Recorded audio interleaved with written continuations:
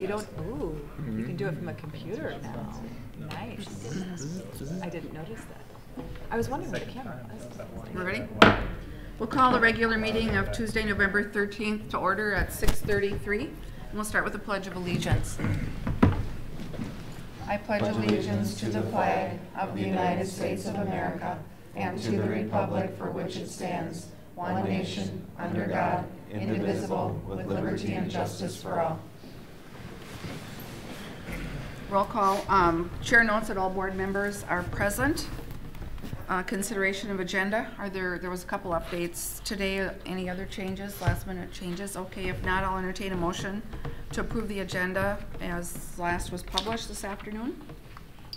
So moved. Sandy, is there a second? Second. Second, was that Jesse? Yep. Yes, discussion? Hearing none, all those in favor say aye. Aye. Opposed? Motion carries. Okay, public comment. Nobody indicated that they were going to speak, so we'll move on to the consent agenda.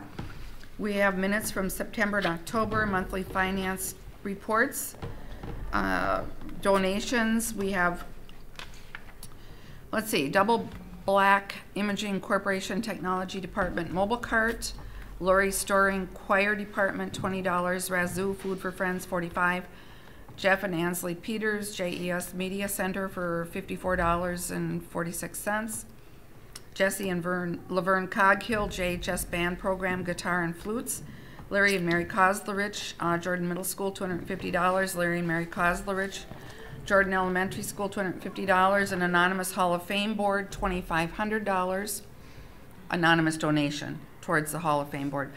Jordan ECFE PTO Elementary School Library $200, the American Legion Jordan High School Band Program $200, and the American Legion High School Band Program $500.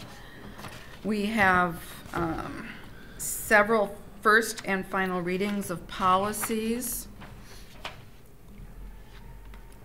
We have several new hires, most of them in Kids Company. Contract change for our middle school art teacher to full-time, correct? Correct. Resignation, a couple of new hires, technology assistant, softball, varsity softball coach, 8th grade girls basketball coach, and a middle school media center paraprofessional.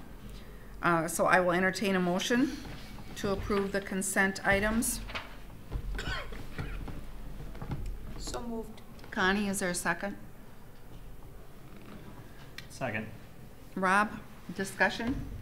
Hearing none, all those in favor say aye. Aye. Opposed, same sign. Motion carries. Review and act on the FY18 audit, and I believe we have somebody from our audit firm with us via. Yes, Jamie, welcome. Yeah, thank you. We'll adjust the volume here. Just 1 second, Jamie, so we can make sure we hear you. Yeah, And I definitely. believe, board members, that these are active so that when it comes to the part of questioning, she'll be able to hear you. Yeah, that would be awesome. Okay. Tell me when you're ready. Just keep talking a little bit more for a sound check, Jamie. Okay.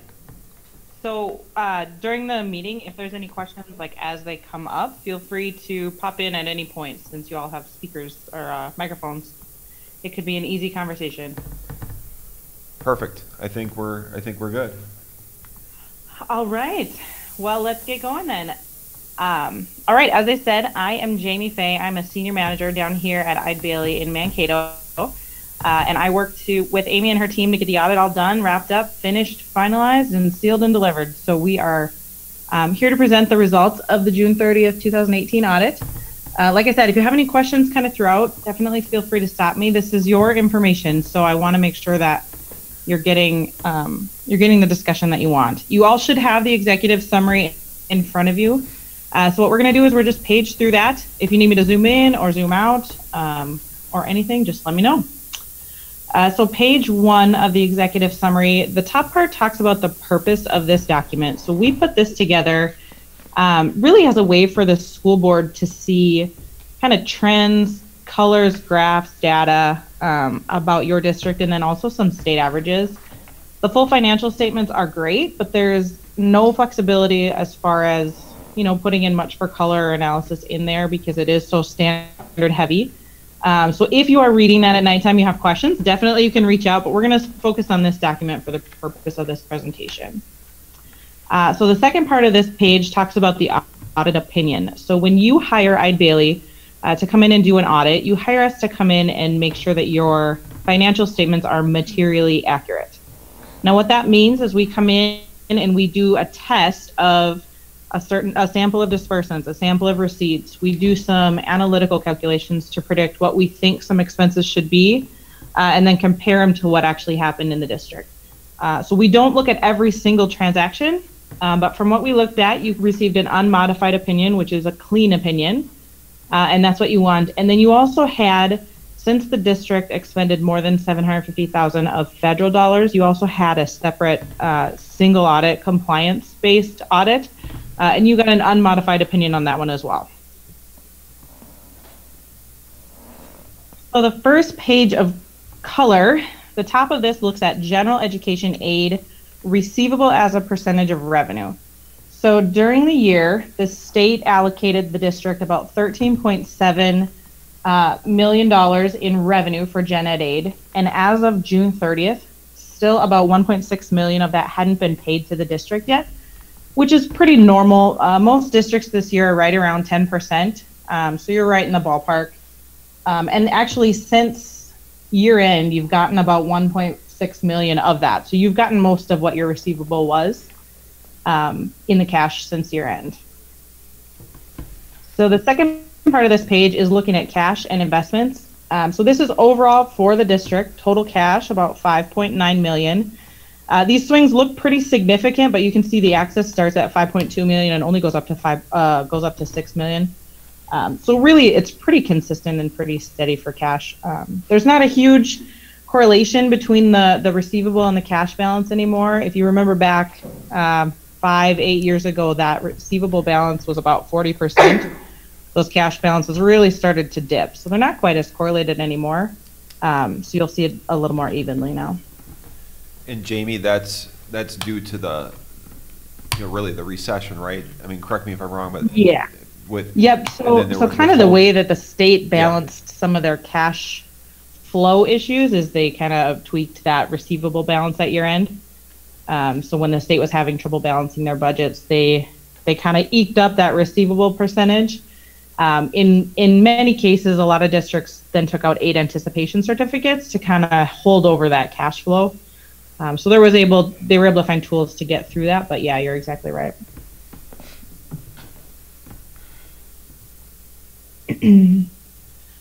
All right, page 3 is one of my numbers pages, so bear with me.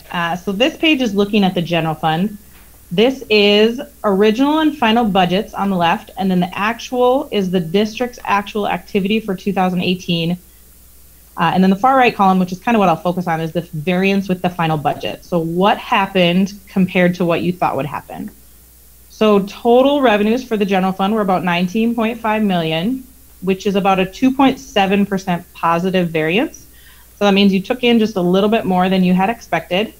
And then expenditures were about 19.4 million, which was a negative variance of 0.1%. So that is very, very close on a $19 million budget. So that means you spent just a touch more than what you had anticipated. So then if you go down to the bottom line, the net change in fund balance is about 155,000 positive. So it increased ending fund balance to about 2.2 million here at the bottom.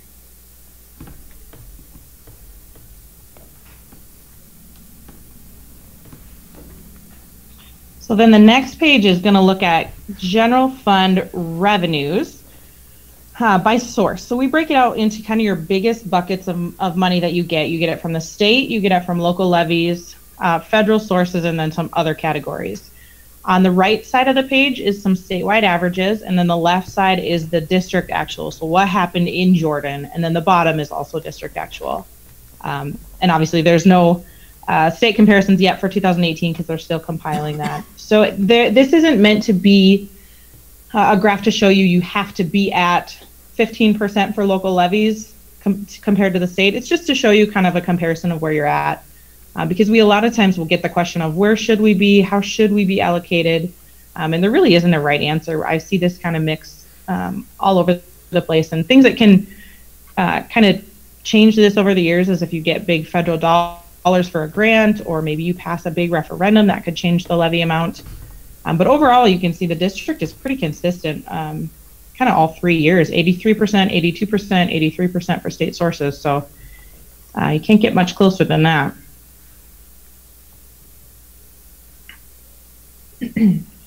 Page 5, this is the same kind of look, still looking at the general fund, and this time we're looking at the expenditures. So we're looking at the expenditures by program, so regular instruction, special education instruction, and kind of down the line. And you can see regular instruction is by far the largest category for the district, which is what you would expect, and then followed by special ed, instructional and pupil support, kind of down the line. And you wouldn't change this makeup to, you wouldn't expect this makeup to change much year over year. Things that could change it is if you had a significant special education need for certain students in the year, or maybe you did a big project that had some sites and buildings expenses in there. But again, really for the district overall, you can see it's pretty consistent, 50%, 52, 49 for regular instruction. So really pretty consistent. Jamie, can you give an Yes. example of the yellow area where it's other expenditures statewide? They're, a lot more. They're 9% and 10% to our 2% and 3% over the last 3 years. What are some Sure. examples of that? So the statewide averages tend to be a lot higher for those other categories. And really, we've kind of tried to dig into those, and there's not a ton of information available as far as detail for what's in the state averages. But we've kind of come down to the fact that some districts just aren't quite as detailed at coding things. Maybe they're not taking as significant of special education dollars. Maybe they're not making use of those as good as they could, or maybe that's where they choose to put some of their pension expenses or something. So really, that's kind of what we've come down to, is there's just some districts that don't code things quite as consistently or detailed, and that's why those state averages are consistently higher for that other category. Usually they're about 9-10%, and most districts that I work with are kind of down in that 2-3% range, like you guys are. Okay, thank you. Mm-hmm. All right, the next page is looking at general fund expenditures again. This time we're looking at them by object, and the state doesn't have averages out there for these, so this is just your information. So you can see again, the graphs look pretty consistent. You can see salaries and benefits being the largest category by far, followed by purchase services and some other areas. So you can see you wouldn't expect this to change a lot. Again, if you had a big capital project, or maybe this year you decided to really ramp up your supplies or something, that would change the makeup of this, but overall you'd expect it to be pretty consistent.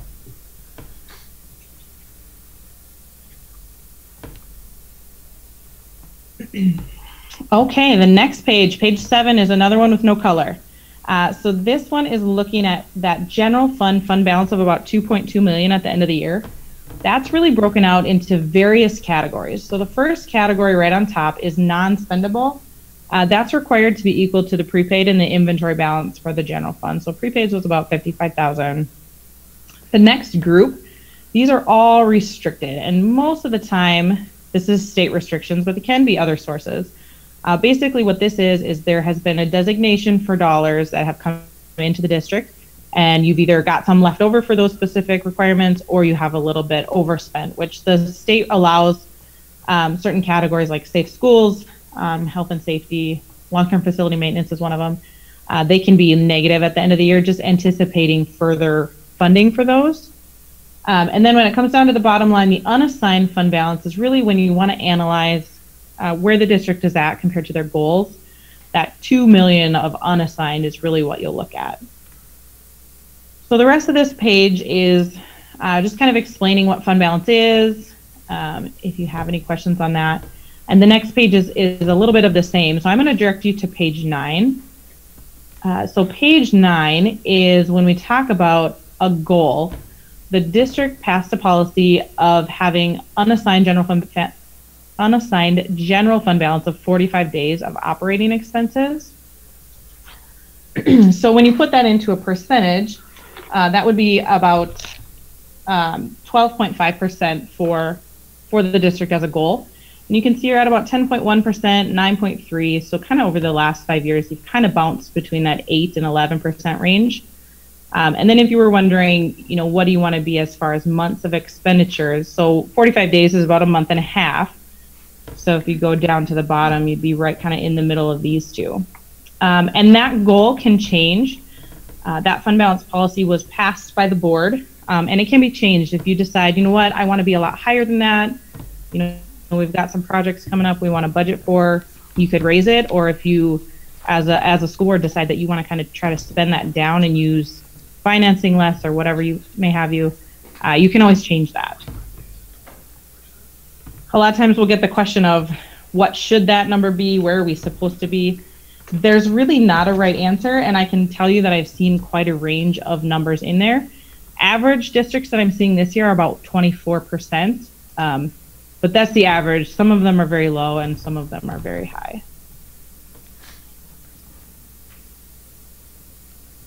And then the last page that I have, this one's the most colorful page. This is cost per ADM served at the district. So what does it cost the district really to operate per ADM? So the first three categories, the green, the purple, and the light blue, these are going to be district actual. So these are for Jordan for 15, 16, and 17. And the reason we don't include 18 in there is because we are taking these directly from state reports and making sure that we're giving you apples to apples comparison. So we took these directly from those reports that they've compiled. The red category is the 2017 state average for districts of similar size. So there's 68 districts in the range 1,000 to 1,999 ADMs. And if you're really going to analyze where the district sits compared to other districts, that's kind of the category you want to look at, because those are going to be the districts that operate very similarly to yours. They'll have the same kind of challenges. So that's what you want to look at. So you can see really kind of across the board, the district is pretty well in line with some of those averages, with the exception of community service. And community service can be the one that varies a lot, just depending on what kind of services you provide. So some districts provide very few programs for community service, and other districts provide a wide array. So that really can vary. But again, overall, you're pretty consistent with where those state averages are.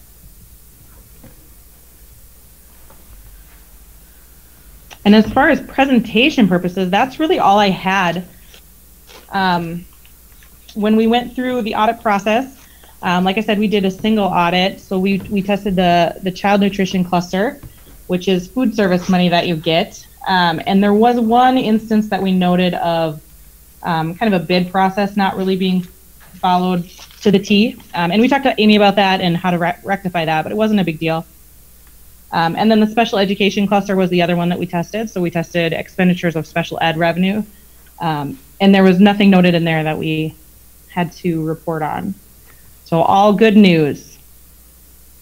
Any questions for me on anything audit related? Questions for Jamie? Looking ahead, Jamie, to this current fiscal year, is there anything that you think we should be on the lookout for or aware of or monitoring more closely? The biggest buzz kind of around, I sit on the MDE GASB subcommittee, and the biggest buzz that they're talking about is some of the new standards and how they're going to affect student activity accounting. So I would say number one, that is the most amount of questions that I get throughout the years about student activities.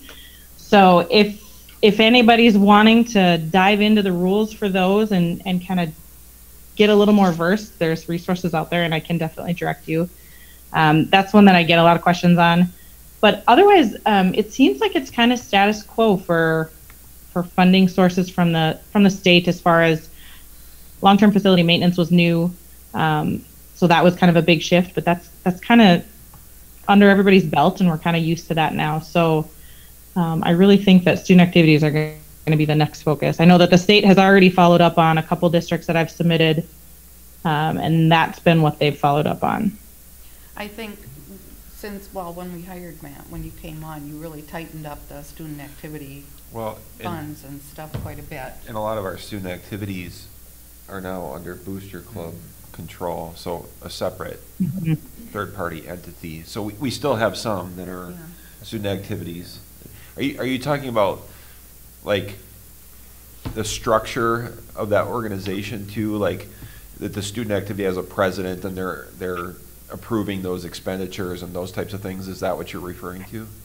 Yeah, yep. So within the UFARS manual, there's a whole chapter devoted to to student activities. Yep. And it really spells out very clearly on who needs to be approving expenditures, who needs to be approving just activity within the fund. So it's pretty explicit when it comes to that stuff. So yeah, that would be the stuff to focus on. You can't have it. No, I know. It just so happens that I have the manual. UFAR's Student Activity Accounting Manual with me. That's didn't even know you were impressive. gonna bring We that open the up. MAFA daily here. We were just talking about, Amy and I were talking about something else, and I asked to see this, so I had it in my binder. So it's just circumstantial that you brought it up. Well, it's good though for us to have You that can on you our can add radar. that to your light reading along with the financial statements. Yeah. I think it probably, especially in smaller schools, correct me if I'm wrong, Jamie, probably is one of those areas that probably does need to be looked at and tightened up a little bit. Probably comes a little loose.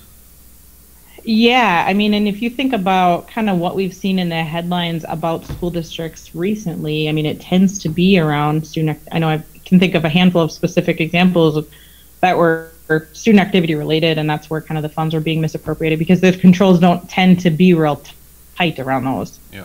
So I would agree. Questions for Amy? Jamie? Or Amy, either one. Well, if anything comes up afterwards, when you're reading those 64 pages of standard heavy stuff, let me know. Amy and Matt both have my contact information. No, I believe we have to approve this tonight, right? Yep. Take formal action to approve it? Okay. Yep. Anything else for Jamie? Well, Jamie, I just want to thank you for doing this so early on. We appreciate having it in November and agreeing to do the video chat with us to accomplish that. It helps Amy and I prepare for the December levy approval process or formal final levy approval process and the truth and taxation meeting. So we do appreciate you and Ide Bailey completing this process for us early. Excellent. Well, same. We echo the same kudos to you guys. We couldn't do it without you. And I just want to comment, thank you to Matt and the executive team and to the staff, because I know the last portion of the year they really tightened up expenditures because things were looking a little bit worse, for lack of a better term, and I think we ended up coming out very, very good. I mean, the fund balance is a very nice fund balance for us, and it's thanks to tightening things up and finding some savings for us and Amy too, so, okay. Okay, if there's no further questions, I will entertain a motion to accept the FY18 Ide Bailey audit report. So moved. Sandy, is there a second? I'll second. Tom? Okay, questions, discussion? Okay, hearing none, all those in favor say aye. Aye. Approve, opposed, same sign. Motion carries. Thank you, Thank Jamie. you. Thanks again, Thank Jamie. you. Have a great night. Thank you. You too. You too. Me too. Okay, great. Okay, 7.2, review and act on the wrestling field trip, request number 1. We'll take each one separately. I don't have much to comment on other than I think it's request number 3, and I suppose we can comment when we get to number 3. But Okay. I think this request has met our requirements. right. Yep. So, I'll entertain a motion to approve the Scott West Wrestling Field Trip for the Christmas tournament in Rochester and on December 13 and 14. So moved. Rob, is there a second? Second. Connie, discussion? Hearing none, all those in favor say aye. Aye. Opposed, same sign, motion carries. Field trip, wrestling field trip number 2, same thing. This one is the Rumble on the Red in Fargo, which is Friday, December 28th and Saturday, December 29th. Again, I think it pretty much meets the standards that we set for field trip requests. So I'll entertain a motion. So moved. Sandy, is there a second? Second. Jesse, discussion? Hearing none, all those in favor say aye. Aye. Aye. Opposed, same sign. Motion carries. Okay, now, wrestling field trip number 3, I believe we have a question on. Do you want to address that first or get a motion first? You go ahead. Okay, I will entertain a motion to approve the River Valley, Wisconsin Invitational Field Trip for Friday, January 11th and 12th. And then we can open it up to discussion, so. Or maybe what we should do is discuss it first, because the motion I'd be happy to comment. would be So- contingent on the discussion. Yes. So let's. Oh, that's true. Let's Yes. discuss it first. Good point. You know, what's been brought up, and I think it's a great point, is, you know, I think we've done a really good job as a district of going to a background checking process. It wasn't so long ago that Wolf Ridge, or even our day-to-day field trips, did not require a background check, and we've tightened that up over the last couple of years. Wolf Ridge been a little longer, but in terms of the day-to-day, one of the things that has been brought up, and I think it's a great point, is this is not a stay at a hotel. So there is some assumed liability by staying at a home. You certainly aren't going to be able to reduce all liability. You wouldn't be able to reduce all liability with a hotel. Right. But in this case, you're staying at a home that's being occupied by other people. So I think a request or an addendum or an additional piece of the approval process would be to require that the host family has an approved background check prior to the wrestling team staying at the home. And my understanding is this is the same thing we do like when the Spanish trip goes. Yep, so when Would- you know, our Spanish club is going to be traveling this summer, and they stay with host families. They go through a company where the host family is background checked, and we get the chance to see that. So I would say it's a similar concept, certainly not a similar process, because we're not going through a company to book this trip, but I think it's a reasonable request and a good idea, at least to reduce a little bit of the liability associated with the trip. Are parents signing a consent form as well, that notes? And we've done that when there's been other activities, Right. you know, it could be just practice that we have that happen with all, that they sign a waiver of liability. Right. Are there no hotels in that area? I would assume that they're. Or are they just trying to? I think they're trying to I'm save guessing money. it's probably a Trying cost to save some savings, dollars. since it's a coach's Yeah. sister. Yeah, and I'm sure there's no issue whatsoever. The other things that I worry about is pets in the home. That would be a liability. Fire detectors. Right. Carbon monoxide detectors. Sure. And 18 extra. How many people in kids the you've got house. in one house. Yeah. Yeah. I mean, yeah, there certainly is. I mean, I suppose one could argue that a hotel could have a faulty Totally. fire detector, Yeah. or, you know, have faulty Yeah. policies or But then procedures. that's on the hotel. But they've got the liability That's for true. it too. But who would assume the risk? Would it be the family? I suppose. No matter what happens, the school district is going to be Right. Ultimately.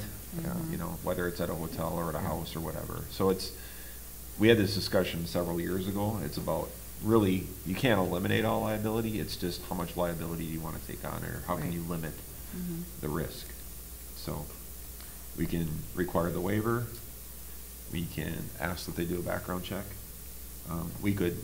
You could totally say, we would approve this trip, but with the caveat that they find a hotel as well. I just think of things like the, you know, when we have people rent out the circus, stuff like that, we ask them for $1 million liability policy. We're putting 18 kids into someone's house. And again, 99% of the time, it's not gonna be a big deal with this type of situation, but is it too much risk? That's what we're talking about.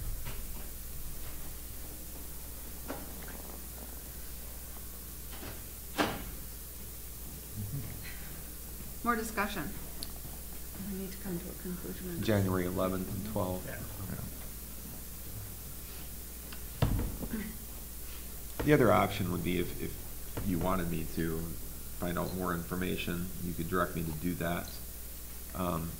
It is very likely that our second meeting in November will require a special meeting just for a couple action items.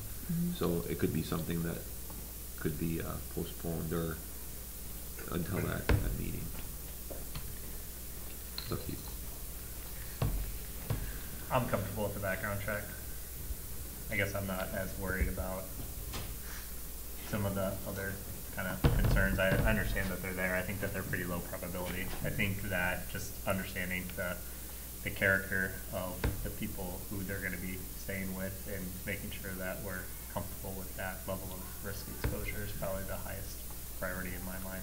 So I think that that's reasonable. This is my 2 cents. Other thoughts? I would like a background check on anybody that's over 18, so, because there could be adult children in the home also, so. Right.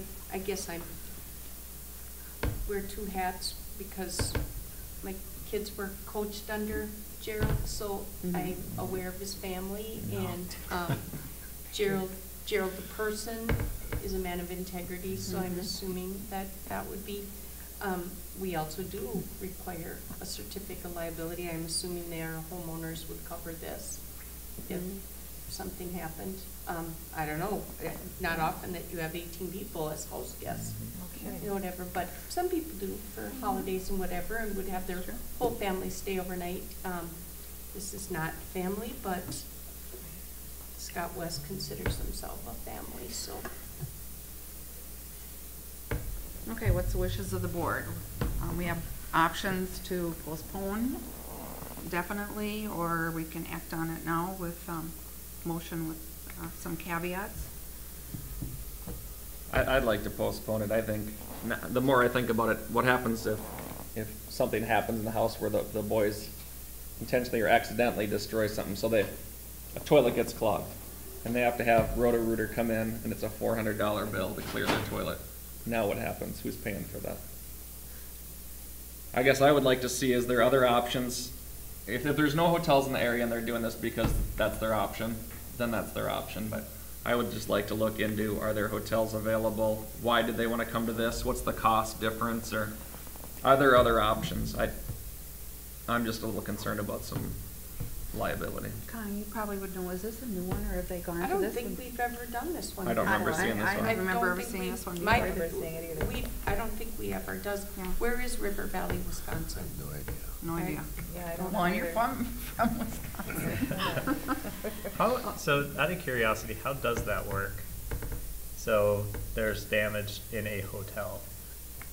Who's on the hook for that? Do we, as a district, on the hook for that because it's a district student that's on a district-sponsored field trip, or is that the responsibility of the individual? Because I guess I would view kind of exposure a little bit differently, but I never thought about it from that perspective. Must be a co-op school because I don't see it on MapQuest. I would looking at- suppose that It says we- Spring Green. Spring Green down by Madison. Okay. I would suppose that since it is a school district sponsored activity, we would be responsible. Ultimately. Yeah, ultimately. And then we would turn So if it- they had a, Then we if they had a would- wild then party. we would, We would turn it back, charge the child. family. Yes, Yeah, yes. Yeah.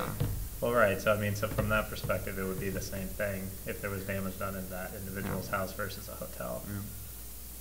I guess Unless, I'm, like Tom's example, it wasn't intentional. Yeah. I mean, but same as the for. same Yeah, I mean, I don't That's blame true. them. I mean, Right.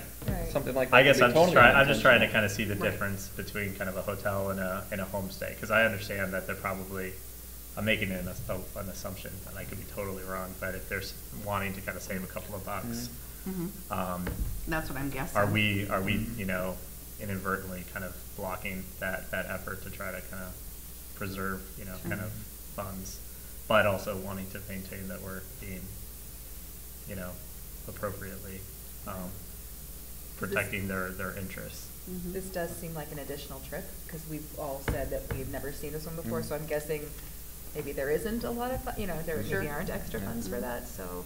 Or read into it that maybe Coach Stofker's husband is, or his brother-in-law is a coach that Yeah, is that's running this. plausible, And too. is saying, hey, come Yeah. on, we'd Yeah, like to, really totally. like to have Yeah. Gerald's team come, and it wasn't in the budget, and, we can put out some sleeping bags. Maybe they have a huge family room and a living room.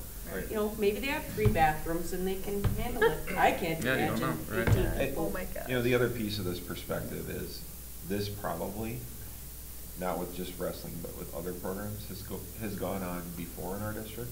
It's just now that we've tightened up our Right. policies in the last few years, Yeah. that it's become a little bit more heightened in terms of our awareness. Right. That doesn't make it right, I'm just saying that Yeah. that's. Right. And I think, I just want to strike kind of that appropriate balance where we're being consistent and we're looking out for, kind of the kids, but at the same time, we're not being so kind of over the top that we're taking away opportunities needlessly because we're fearful that something that has less than a, 2% or 1% chance of happening, that's how we're making kind of our decision.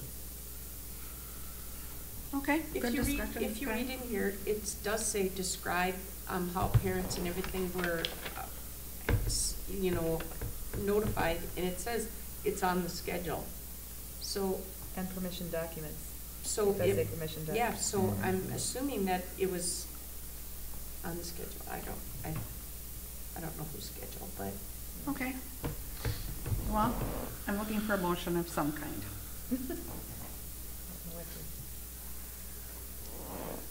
I will make a motion that we approve that they can go. We approve that they can stay at Coach Stofker's sister's family home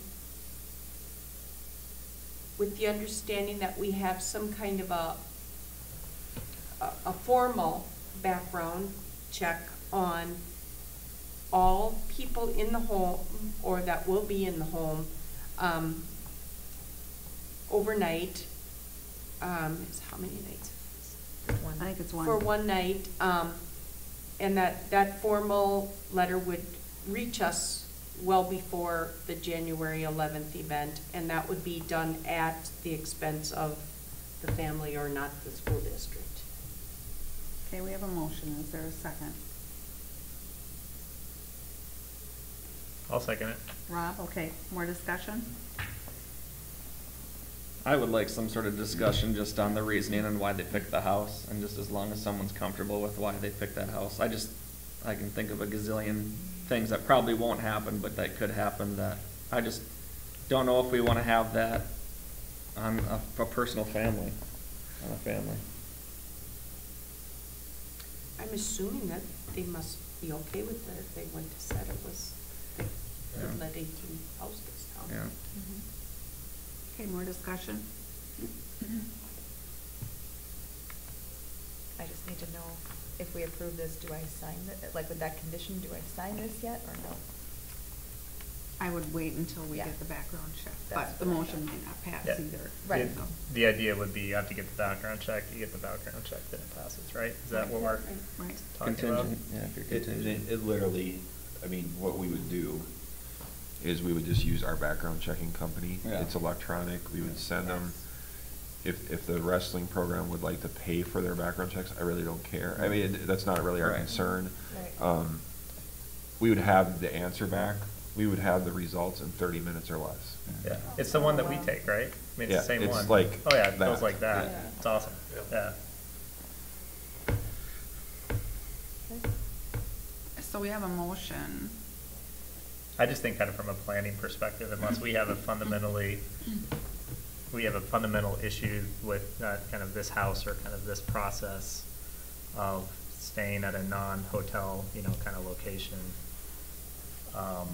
I think that's probably a bigger discussion than we have to kind of ultimately have, but I guess, again, on one hand, I start to kind of tip over to the point of, are we being overly restrictive, to the point where we're not allowing some of these kind of activities that seem very kind of reasonable, you know, kind of to happen because we're being so overly cautious.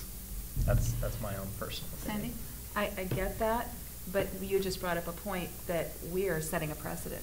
I was just gonna bring Yeah. the same point up. So Right. that concerns me because, I mean, yes, that might be, it might be a wonderful house. It sounds like it is a wonderful house, but are we setting a precedent of then with any group that we could do that? And so that's, I don't know, that's, do we want to set that precedent? Well, I think we actually do with need to have that with discussion. appropriate background checks. I mean, Right. what's our fear? Is our fear the structure or is our fear the people?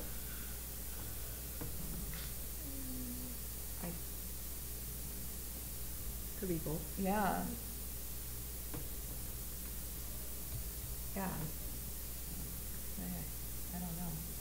Yeah, I don't mind doing it. I mean, I have no problem with them taking this trip. I just want to know Right. why they chose this route versus the hotel. And we're guessing that it's the money thing, or we're guessing whatever else. If there's no hotel, that's fine. If there's a hotel and it's, what if the hotel's $500 for them to stay one night? Is that is the liability we could be? Well, they're not gonna stay in a hotel for one night. I mean, there's max number of people you can stay. Right, but I don't, you know, again, what you're gonna do, but I don't know. Okay, we have a motion on the floor and a second. You could offer amendment to the motion if you want more, or we can just vote. Yeah, I mean, I would offer an amendment to the motion that there's some investigative work on the why, and as long as that Matt feels comfortable with the why, then we move ahead with it as another condition of it. Okay, so we have an amendment, so we would need a second to the amendment. I will second that. Okay.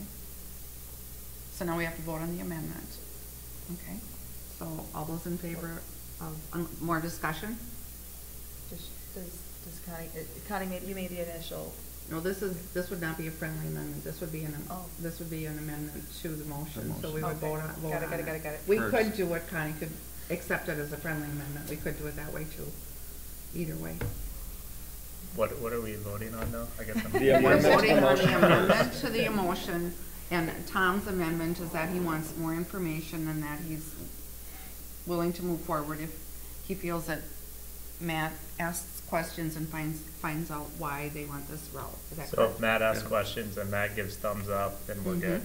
Yeah, Not that Matt does more investigating and he brings it back to us. Right. correct. Right. Okay. Okay. Do we need to vote on her motion first? No, or you his vote on the The amendment amendment, first. to add it to the motion. Mhm. Gotcha. Are we putting Matt in a bad spot? I was just gonna say that. What if I say, yep, we're good, and something happens? Or what are we asking you to You're the investigate? superintendent. I'm fine with it. You don't get to vote. It's, yeah. Because how many kids is it again? It's 18. It says Well, 18 15 people, right? 15 Yeah, kids and 15 3 kids and adults. 3 adults. Okay, so it's say like you can get like 5 a room, so you're talking about 4 rooms, right? Mhm. So $200, so $800 total, assuming that it's a hotel night stay. So maybe they come back and they say, yeah, it's a cost savings measure. Is that enough rationale for Matt to say, okay, yeah, it makes sense? Mhm. Or are we looking to have him probe a little bit more?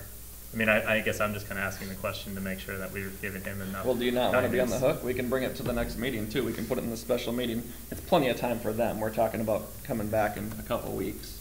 I have no problem. And it's not a big, you I know, have no it's not a big problem. No. Deal. Again, I don't think it's a big deal. I really don't. I'm No. gonna approve this one way or the other. Yeah. I just want a couple more questions asked, that's all.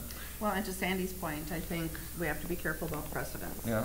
Because the next group could come and they could have Joe Blow that nobody Right. really has a connection with. I think we all feel comfortable because we But- know Coach Stoffiger and Right. we trust Exactly. that. Yeah, But, and I guess I'm just sensitive to, I don't want to kind of create a precedence too of being so overly restrictive that it's like, my God, the district Right. doesn't let you do anything. Are they gonna That's put a true. motion on that you Right. can, you know, are you Right. allowed to breathe? I mean, taking it kind of to that extreme, but I want to kind of find that right balance point. That's my. Here's that's my here's concern. another point, and this has come up on the surface a little bit when we've had discussions about Scott West in particular. Yeah. We're not even the We're not sponsor. the whole sponsor. Bell we're Plain not. is the sponsor. Yeah. I guess I would bring up, and it's something, this will be part of the investigative process that Yeah. honestly I hadn't really connected before. Is this same Discussion happening in Belle Plaine. Well, let's stop short of there. Is this item on the agenda at Belle Plaine School Board meeting? Yeah, that's a good point. I mean, do they have an approval process, and what does that look like when we co-op with schools? Yeah. Oh, yeah. You But know, I we guess, could- but I mean, I guess from my perspective, the bigger point of having kind of that structure, and once we kind of figure that out and kind of what Yeah. that balance is, and I don't quite know exactly kind of where that is, I think that's kind of the bigger point for us kind of going forward. And then you're absolutely right, addressing this specific Scott West and our relationship with Belle Plaine, that's a totally different thing. But at the end of the day, we're still responsible for our Jordan kids. Right. And we want to put them in a good spot. So regardless of what Belle Plaine's doing, we need to, I feel like, move through, this process with what we feel is the most appropriate for our kids.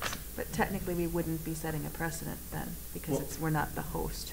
Well, I- Technically. Still came in front of us, though. It did. What, Yeah. so I would, what are we worried about with a precedent? Because there's really no, we can take each thing on an individual case-by-case true. basis. That's true. And my understanding, correct me if I'm wrong, but a precedence was really more in a formalized union contract and breaking precedent. And you can still do it. You can break precedent, or you can Right. pass practice. Yeah. It's just more of a process. I think it's consistency is how I'm interpreting it. So it's Yeah. not necessarily a legal term, it's just Right. more of Sure.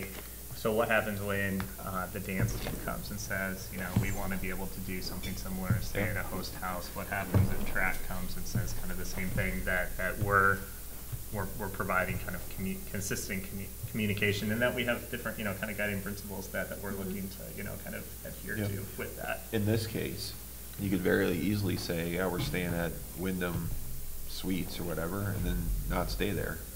And how would we know? And how would we know? Because especially if it's being funded out of a third-party Right. booster account, which isn't part of our booster club. That's right. Yeah. Yeah. But that's actually another really interesting point. That probably is for a sidebar conversation. What happens if we approve something and they do something totally different? That gives me Yeah? a lot of concern. Yeah. And then more importantly, what do we do knowing that information? I'm way more worried about that than some of the details we were just talking about. Well, then it becomes an It's true. integrity piece. Yeah, Yeah. absolutely. That's an Yeah. issue. That Not, would be an separate issue that's a for- hypothetical too, but I mean, Right. that's, Yeah. But I think it's the kind of that balance too, where it's just, wanting to make sure that we have it, it's kind of for the right reasons. People kind of understand that. And so for the coaches and for the people that are, kind of sponsoring kind of these things, that hopefully they realize that, and they're not trying to kind of sidestep or do things that are less than. by being fair and consistent. Totally. We promote telling the truth and doing the right thing and fully reporting. If we were to go all over the place or be too restrictive, I think you potentially run the risk of people going a little rogue, maybe. Yeah, Yeah. it's just finding that right balance point, Yeah. absolutely. Yeah. Okay, we have an amendment on the floor asking Matt to get more information. Let's, a motion and a second, so let's vote on the amendment first. All those in favor say aye.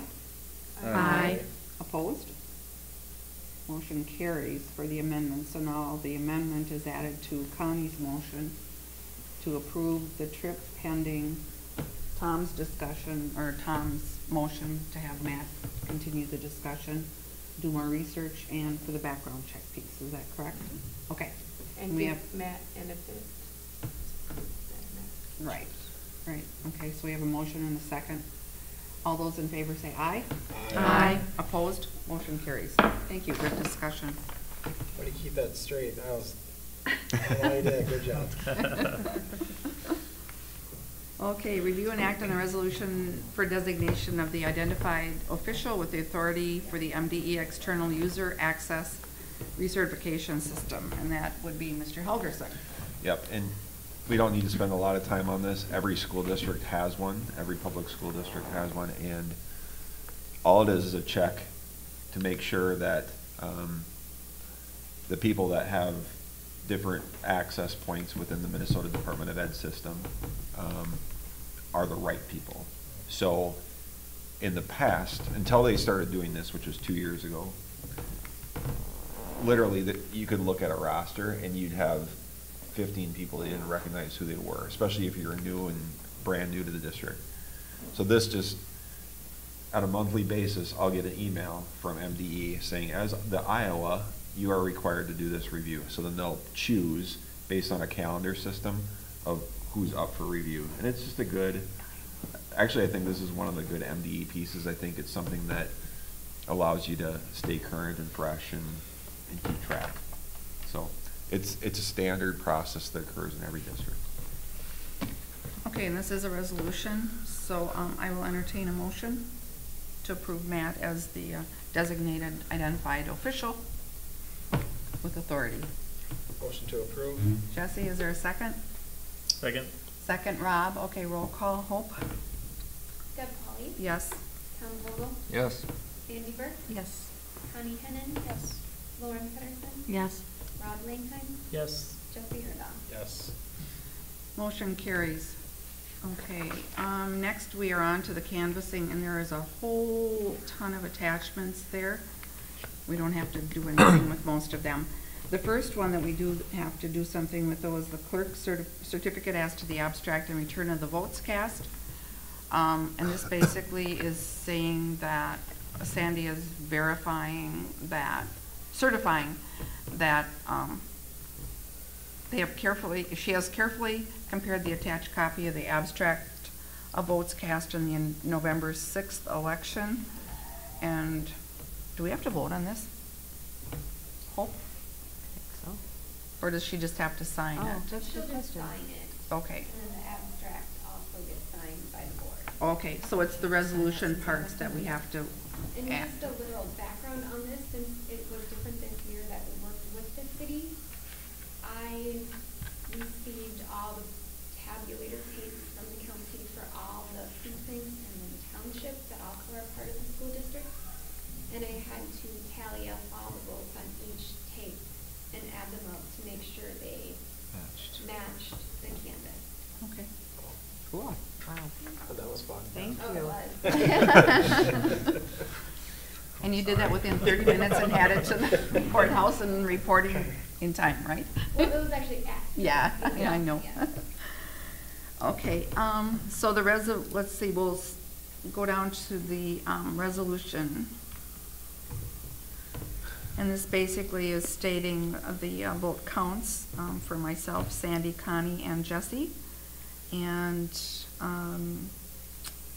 it's just verifying those counts. So I will entertain a motion to approve the canvassing returns of the votes for the school district general election. This is for the 4-year seats. So I'll entertain a motion. I'll make a motion. Tom, is there a second? Second. Second, Lauren? Okay. Discussion? Hearing none, roll call vote, please. Deb Pauley. Yes. Tom Vogel. Yes. Sandy Burke. Yes. Connie Hennon. Yes. Lauren Pedersen. Yes. Rob Langheim. Yes. Jesse Erdahl. Yes. Okay, so now we have to do the resolution authorizing the issuance of certificates of election and directing school district clerk to perform other election-related. Actually, we're on. This one, 7. 7-7. Yeah. Yep. Review and act on resolution canvassing. Okay, where did I skip to? Where am I? You're on went to 7-8. 7-8. 7-8. Sorry. Okay, abstract votes cast. And it's got the same attachment that was on 7. Okay, and that we don't have to do anything on, correct? No. It is the resolution following that for the two-year terms, Rob and Tom. Okay, so the same resolution canvassing the returns for the 2-year term for the votes of the school district for the special election. So I will entertain a motion to approve that. Motion to approve. Lauren, is there a second? Second. Jesse, okay, discussion? Hearing none, roll call vote, please. Deb Pauley. Polly? Yes. Tom Vogel? Yes. Sandy Burke? Yes. Connie Hennon? Yes. Lauren Pedersen? Yes. Rob Langheim? Yes. Jesse Erdahl? Yes. Motion carries. Now we are on to 7.8, resolution authorizing the issuance of the certificates of election. And what does this one do, Hope? It's basically just getting the certificates of election ready, so after the recount period has passed, then we'll issue the certificates and the newly elected members will take their oath. Oath of office, and then we sign those individual forms at that time. Okay. So I'll entertain a motion to approve the resolution authorizing the issuance of certificates of election and directing Sandy, our school district clerk, to perform other election-related duties. Motion to approve. Lauren, is there a second? Second. Jesse, okay, discussion? Hearing none, all those in, nope, roll call vote, please. Beth Polly? Yes. Tom Vogel? Yes. Sandy Burke? Yes. Connie Hennon? Yes. Lauren Pedersen? Yes. Rob Langheim? Yes. Jesse Erdahl? Yes. Okay, and all of the other attachments are the certificates of election for each of us and the acceptance and oath of office, and those we'll be dealing with after the trial period or whatever you called it, the wait period. Okay. And Lauren, you're just breathing a sigh of relief. Yes. Okay, 7.9, review and act on amendment to a paraprofessional contract. That was the closing language that we worked on. Yeah. Yes, so when we finished negotiating the paraprofessional contract last year, we had not finished with EMJ, our teachers. So we left it open as it relates to the emergency closing because we knew that we wanted to try to get language in related to those 5 days that were allowed under the state to have the online learning days in the event of the emergency closings due to inclement weather. So we started discussions this fall when all of our employees returned, namely our paraprofessionals. We actually started it last spring, and we didn't close it until I actually met with them this morning to finish things up. And what this is there is one paid day, and that was in the contract previously. But what this adds is 3 additional online professional development days for the paraprofessionals. So we have been working to develop a resource bank. So for example, it might be, read this, we might have a paraprofessional who chooses to participate in this, and it's a choice, it's an opt-in. Read this educational article related to students with disabilities as it relates to autism, and write a reaction paper related to that. So something that shows that there's an understanding of what has been read, and it's related to the particular position of the paraprofessional. So it's really trying to treat our paraprofessionals similar to how we treat our teachers, especially at the elementary level, because they're doing online professional development on those days because they aren't working directly with students. Does that make sense? Mm-hmm.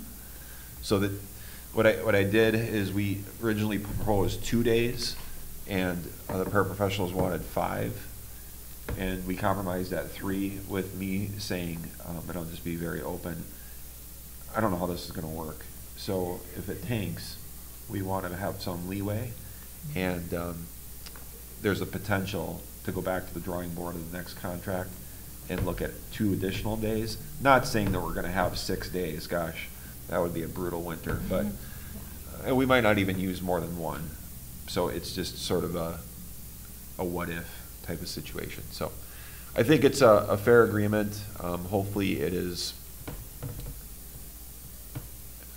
To me, it's treating our employees with respect and dignity, and with a professionalism, a level of understanding that they're going to be professionals, and not putting them in harm's way to come in on those particular days. So unless there's any questions, that's basically the facts behind it, and why now, and why it looks like this. Any questions for Matt? Okay, I'll entertain a motion to approve the emergency school closing memorandum of understanding with our paraprofessionals. So moved. Sandy, is there a second?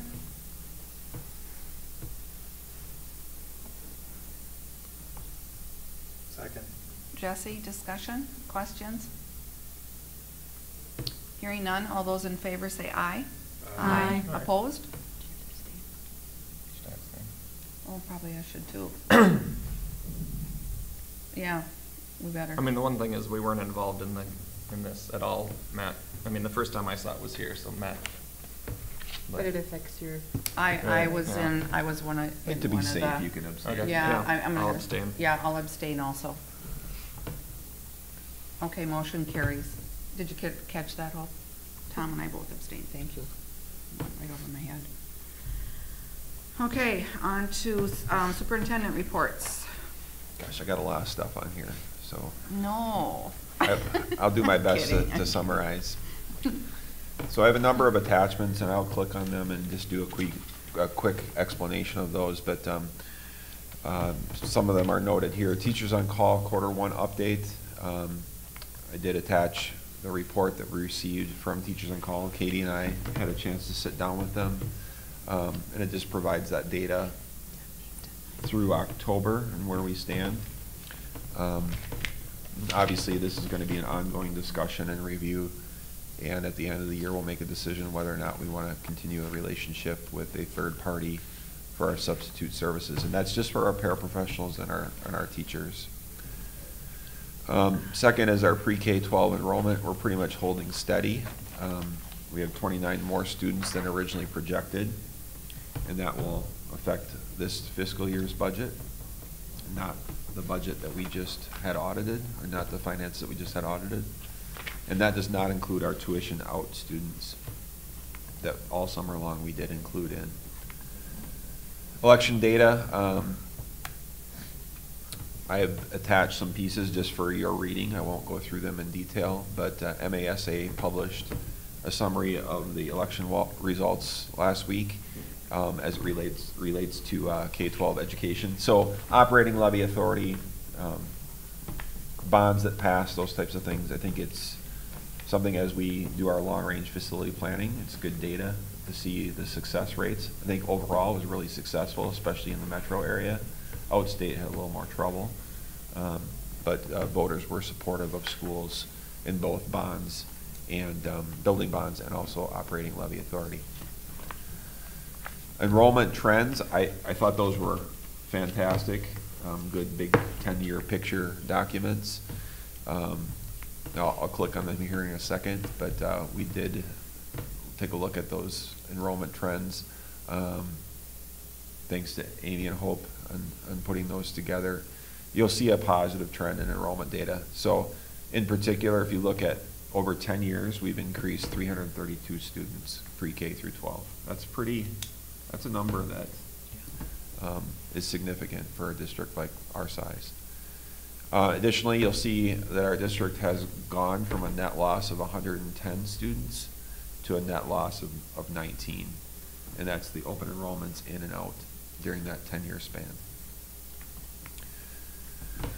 Happy to report that we were selected to present at the MSBA conference. Rose is going to be presenting with us, and Steph Olstad, and also Aaron Yomland. So one from each of our buildings on the topic of the power of choice, letting go of we've always done it that way, so why change? So we're excited about that, and you'll get a chance to be a part of that at the MSBA conference if you attend. And then finally, put on your calendars, the Board and Administrative Retreat for 2019 is tentatively scheduled. Well, I think the first date is pretty firm. Friday, January 18th in the Cirque. That would be the Friday afternoon following the MSBA conference. We've done that the last 2 years. We'll go from 4 to 8. We will have dinner provided here.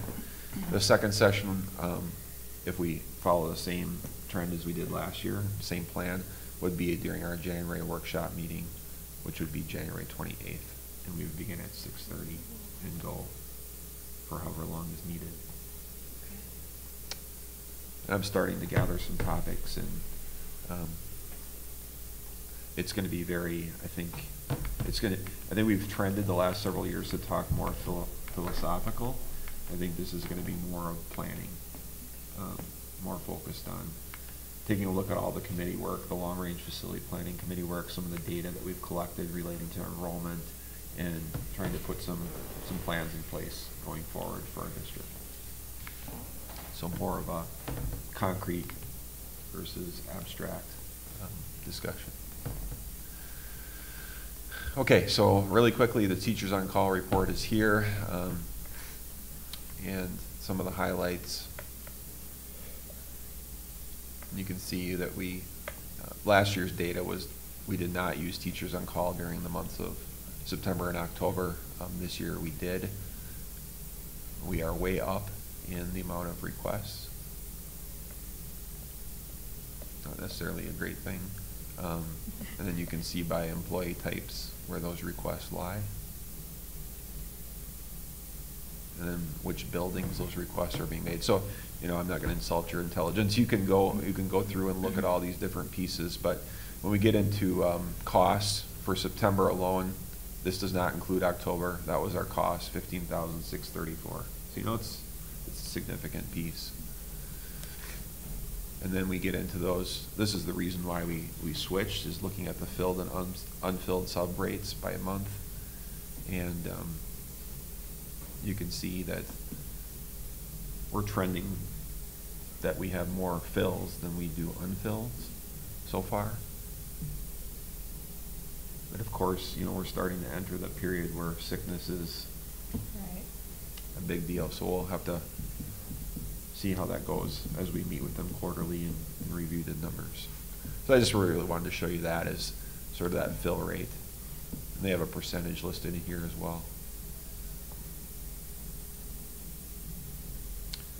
Right here. So the bottom one is paraprofessionals. Again, that's not an apples to apples because we didn't use Teachers on Call in September, but you can see where we stood there. And the top one is the teacher fill rate. That's the rest of the data you certainly can read. Enrollment documents, I gave a summary there. It looks very similar to what we have done. These are the ones I really wanted to just highlight a little bit.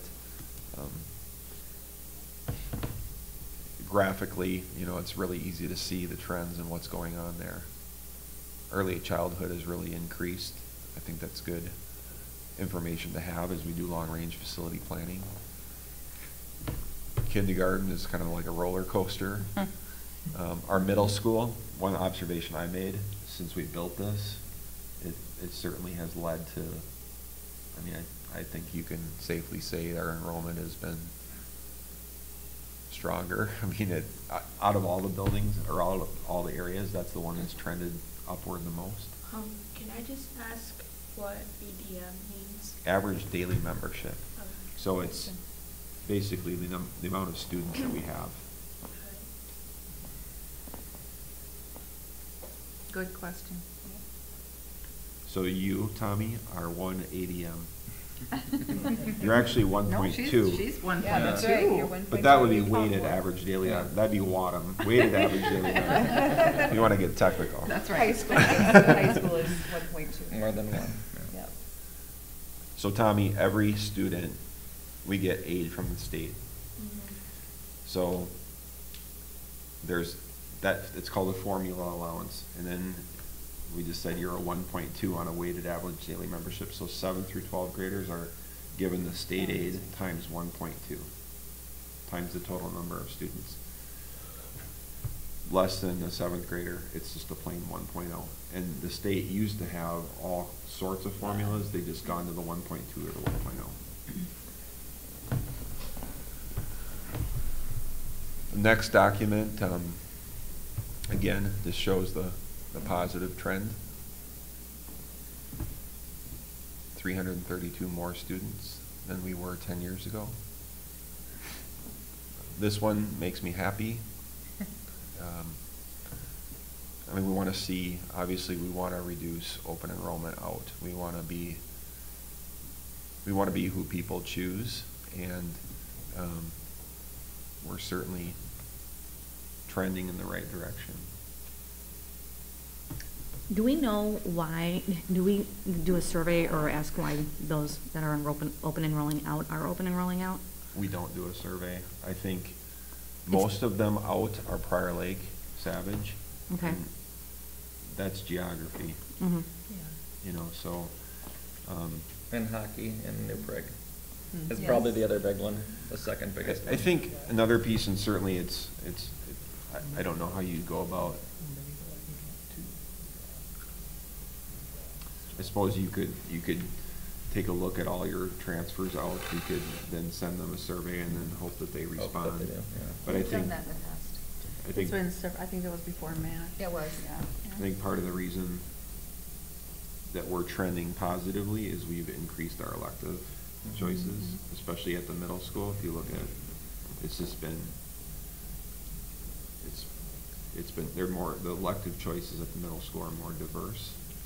High school, we're making small strides there with our summit courses. You know, that's also a tough balance because we can't really afford much more. You know, it's a byproduct of how many more,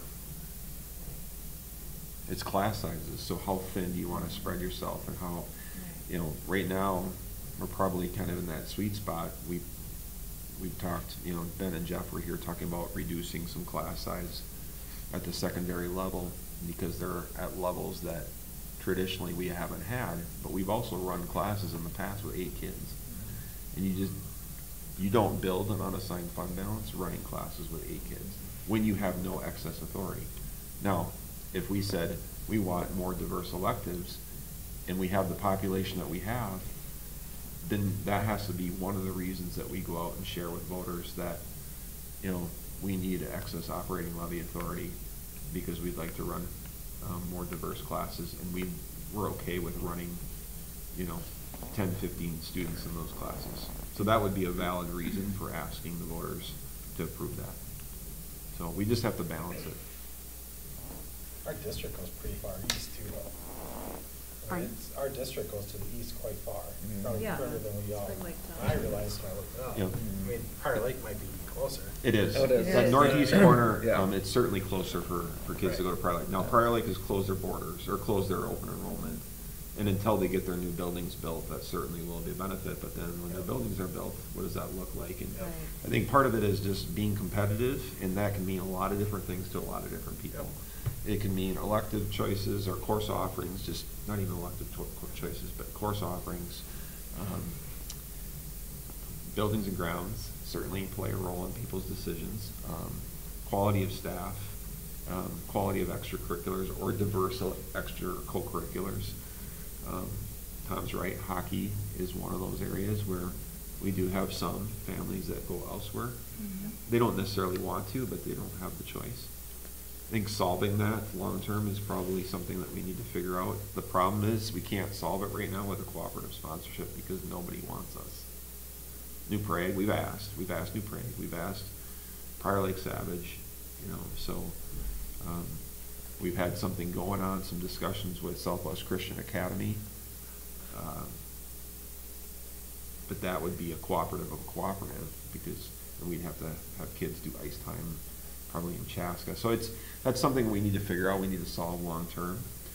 I think it's similar to that lacrosse discussion of where does it build from? Is it youth programming?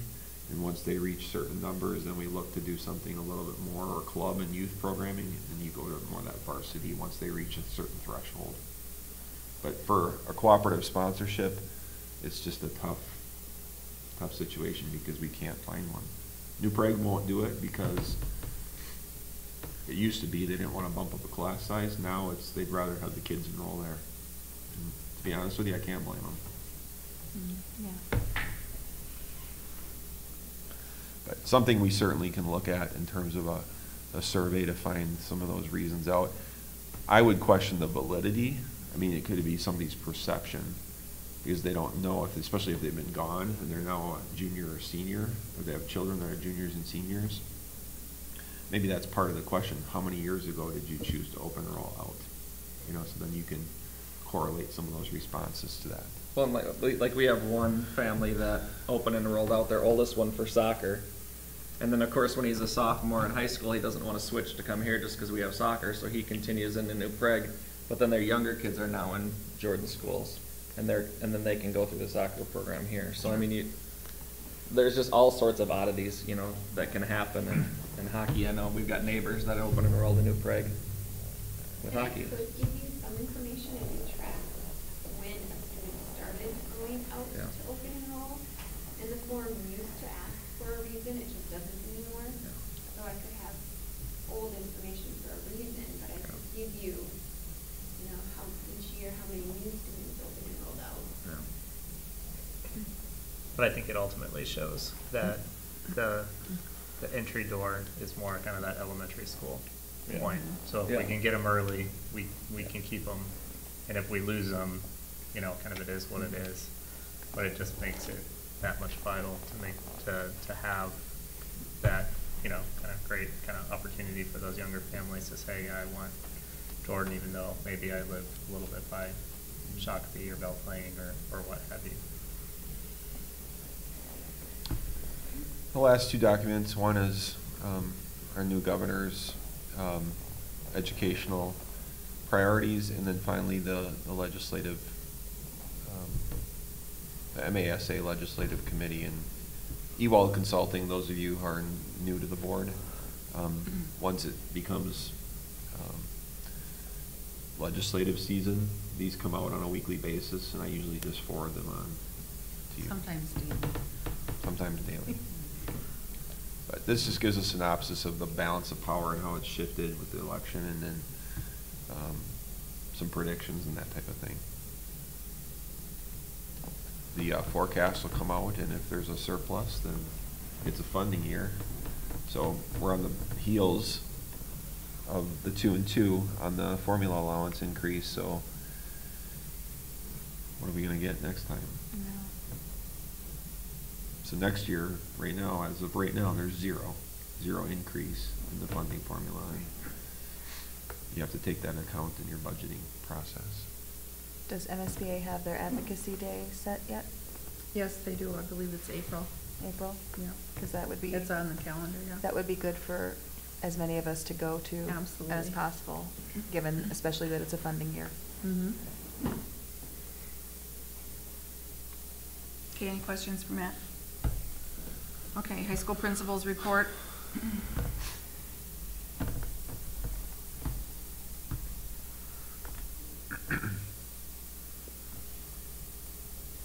Any questions or comments?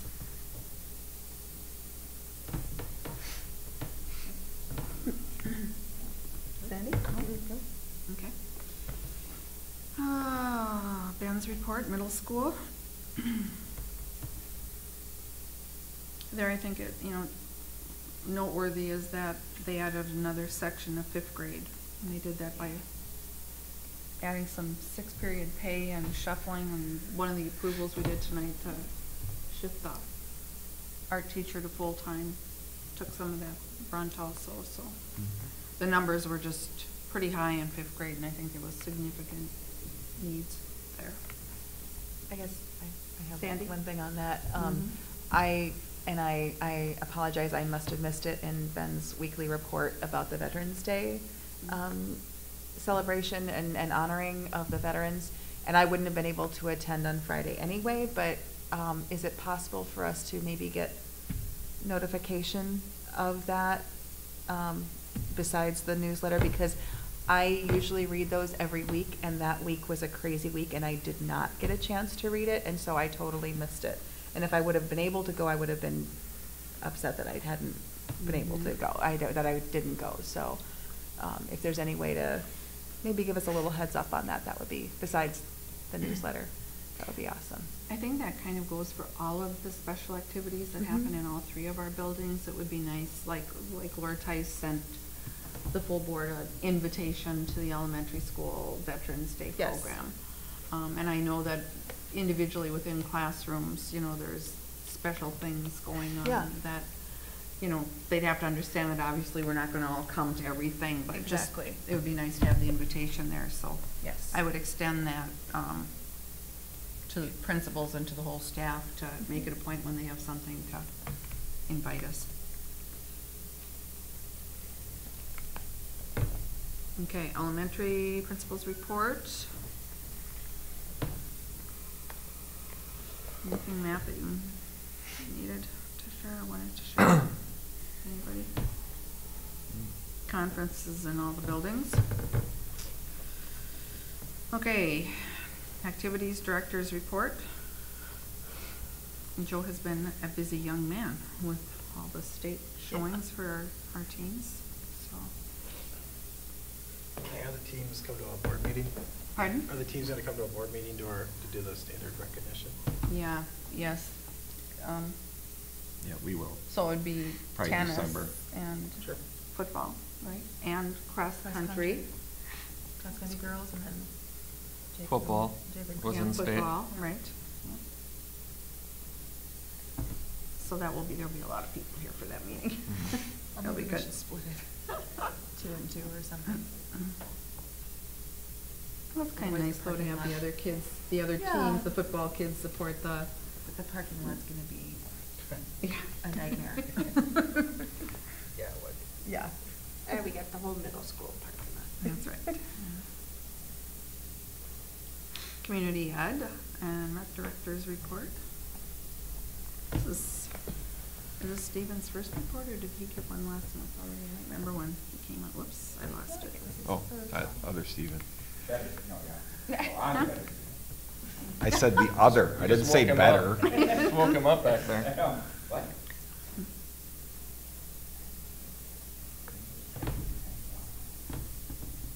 Gotten some nice email publications from Community Ed.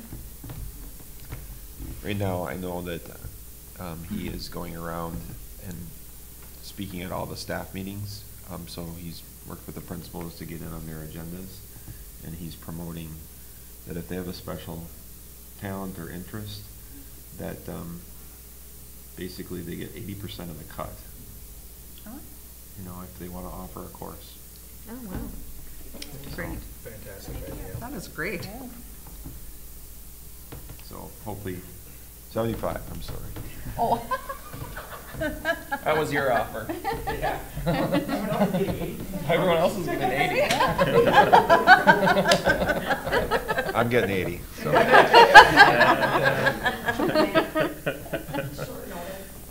Board members, I'm sitting in Eagle Valley right now. We have our celebration of learning next Wednesday for 5th grade, and Oh. we forgot to tell Ben until the game, so. Oh. We'll send you an email to let you know. Do. I went last year. Yeah. I went last year, it was awesome. Yeah, so I'll send it. What time? I gotta look at my parent email to make sure I know. Okay. So that's the 21st? Yeah. Great. 5th grade celebration of learning. Great. Thank you. Okay. Where are we here? Carol's Director of Teaching and Learning report. Any questions or comments? She has the HCT report on there. Do you want to comment on that, Matt? Not in particular, it's fairly self-explanatory. I mean, if you look at English, we're above the state average. Math, we are not. We're slightly below. Reading, we're slightly above.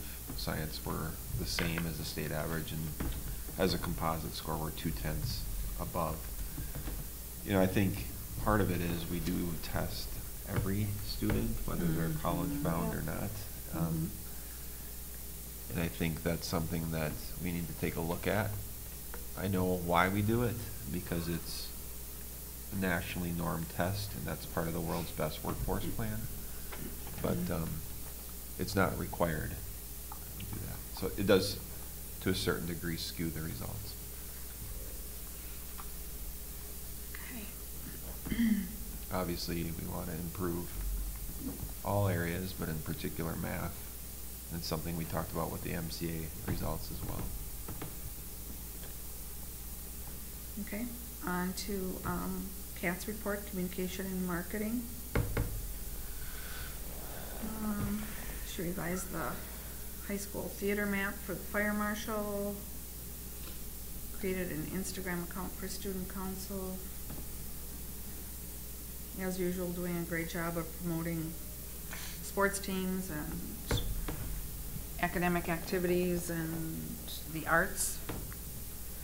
Any comments or questions about Kat's stuff? I have one comment. Okay. If you look at the third bullet under projects and process, Mhm. this, I'm just gonna highlight this because this could come up to you as board members in the community. We are gonna be sending letters out to the different businesses that utilize our, or not just utilize our logo, but utilize the Jordan School District name, a Mhm. cease and assist, or cease and assist. Desist. Desist. Cease and desist. Desist. Yep. Desist letter. Stop. Stop. And if they want, we're gonna indicate in the letter that if they would like to partner with us and utilize our approved graphics, that they may do so, but we will get a cut. Yeah. So that's coming. It's probably not gonna be pleasant. How many people use our stuff? I mean, There's a couple. is there? Yeah. Yeah. Okay. Good to know. Nutrition services report.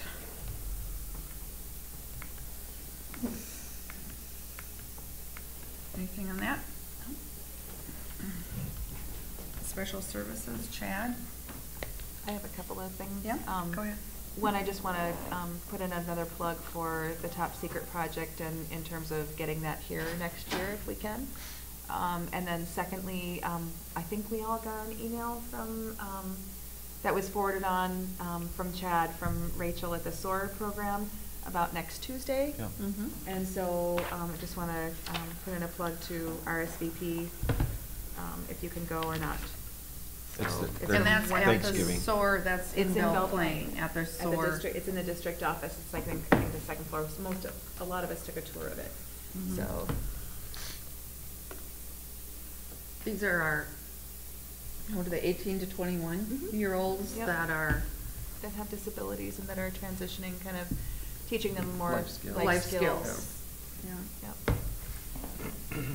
And they're putting on a Thanksgiving dinner and they invited, I'm sure the Belle Plaine board and Yep. our board, so. So it'd be a nice opportunity also to get together with the Belle Plaine board as well. Right, So. and it would be a good opportunity for the board members that haven't seen, I mean, because that's Absolutely. part of our program, to see the Yeah. SOAR facility up there. Be great. So if you have time and can make that, that would be good. Thanks for bringing that up, Sandy. Okay. Stephen, Technology Director's report. Nope, nothing. Nothing special about it. Are you sure? Great report, Steve. Thank you. For Short job and to the security. point. You want it longer? I can make it longer. No, we're good. Yeah, exactly, see? So, no, talk to us about the mobile hotspots for our students that don't have internet access. Sure. Oh, yeah. So, okay. So we partnered with T-Mobile. They offer a deal for school districts to offer a pretty reasonable price, $20 a month, unlimited data. We control the hotspots. We got them in, configured them. Our devices only connect to them, so it's just our Chromebooks. But we can have multiple devices, so if there's siblings in a family, they don't need 5 or how many kids they have. They only need 1. They all connect to it. They have friends over. They can bring the hotspot along to. If they happen to go out of town for something, wherever there's T-Mobile service, they can connect to it. And then because T-Mobile knows it's a school district, we can suspend service for up to 3 months out of the year. So we suspend, don't have to pay for it over the summer months, turn it back on in September, and use it again then. So kind of work with principals to kind of get some information about some students maybe that have, we've got some feedback on of don't have internet at home, and work with Malik as well, because he's in contact with those families and explain the situation. We've had, I think we're up to 8 now.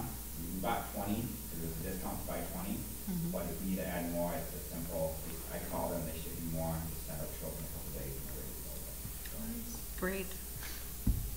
Good, thank you for Yeah. doing that. Yeah, I'm very excited. For The our kids, yeah, they knew what was happening, and they came in, we connected once, made sure it all worked, and then haven't done anything since. So, especially with snow coming up, it'd be nice to have those out there. Great, thank you. Or those of us that have Frontier for their internet Uh, service. Those of us that will not have Frontier very much longer, except that Jaguar can't put their line in because the ground is frozen. Yeah, we're switching. Okay, Tommy, take it away. Thanks, Stephen. Thanks, Stephen. So starting with the elementary school. Can you maybe borrow Jesse's mic? Okay. Thank you. Thank you.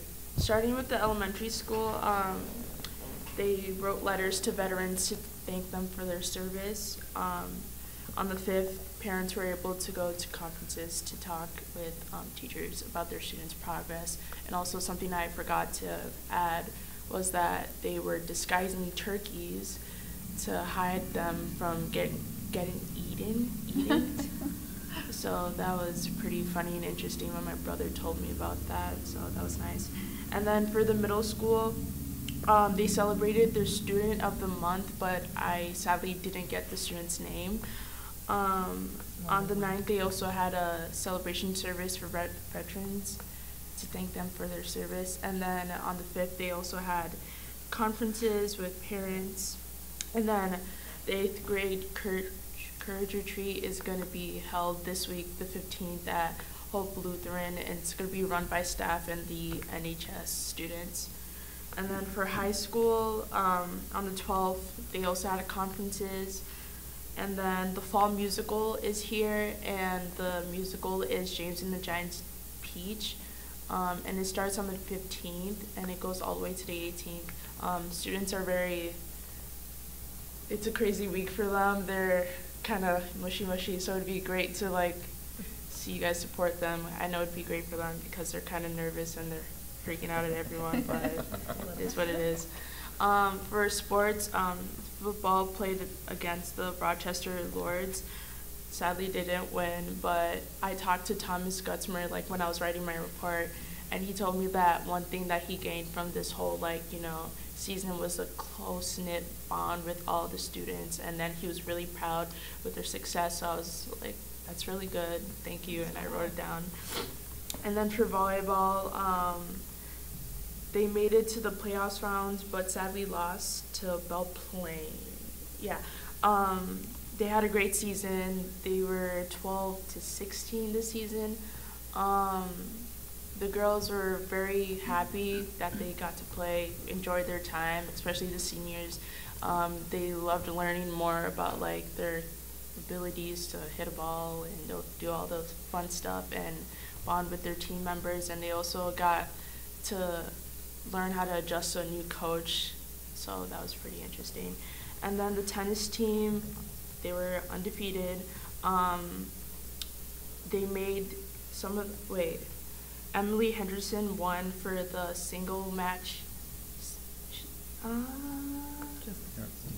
Yeah, I think, she placed 8th in the championship bracket. And then for the doubles, sadly some members did not make it. They placed 3rd and 4th in the section.